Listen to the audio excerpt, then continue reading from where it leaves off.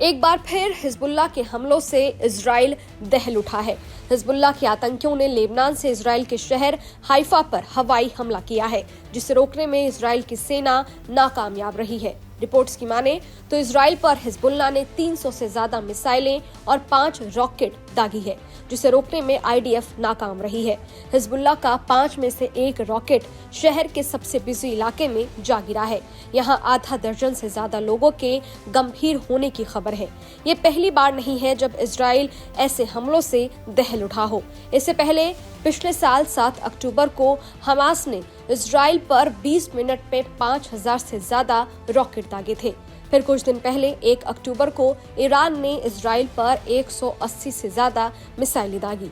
Israel एक बार नहीं 3 बार इन missile हमलों से अपने आप को बचाने में नाकाम रहा है। हिजबुल्लाह आतंकवादी समूह ने 7 अक्टूबर को हाइफा और अन्य शहरों पर दागे गए रॉकेट की जिम्मेदारी लेते हुए दावा किया कि उसने फदी 1 मिसाइलों से शहर के दक्षिण में एक अज्ञात सैन्य अड्डों को निशाना बनाया था। हाइफा में ली गई फुटेज में एक ट्रैफिक सर्कल पर रॉकेट से हुए भारी नुकसान भी देखे जा सकते हैं। अन्य वीडियो में बमबारी के दौरान इमारतों के ऊपर धुआं उठता हुआ देखा गया। लेबनान में इजरायली सेना ग्राउंड ऑपरेशन चला रही है, चुन चुनकर हिजबुल्लाह के आतंकवादियों को मार रही है। लेकिन इस बीच हिजबुल्लाह ने इजराइल को बड़ी चोट दे दी है। हिजबुल्लाह ने इजरायली शहर पर 300 से अधिक रॉकेट गिराए हैं। इसके अलावा कई प्रोजेक्टाइल भी दागे। इजरायली रक्षा बलों ने कहा है कि उत्तरी इजराइल के हाइफा के दक्षिण में एक तटीय शहर अटलिट में एक विस्फोटक ड्रोन गिरा है।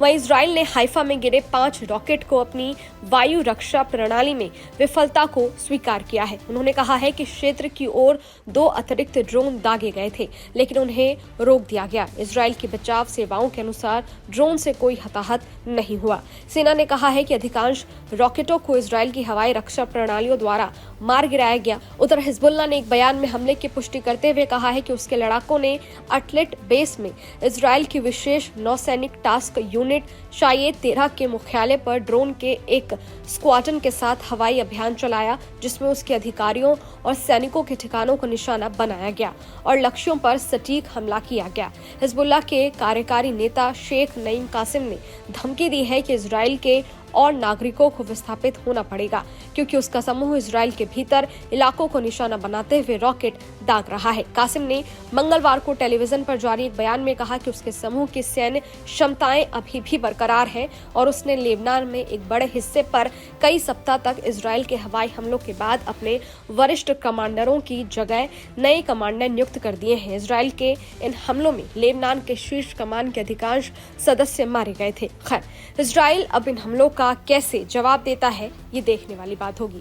इस वीडियो पर आपकी क्या राय है? ये वीडियो आपको कैसा लगा? कमेंट बॉक्स में जरूर बताइएगा।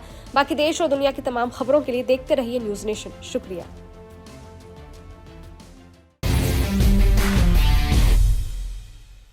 न्यूज नेशन अब व्हाट्सएप पर खबरों के ताजा अपडेट के लिए न्यूज नेशन के इस QR कोड को स्कैन करें।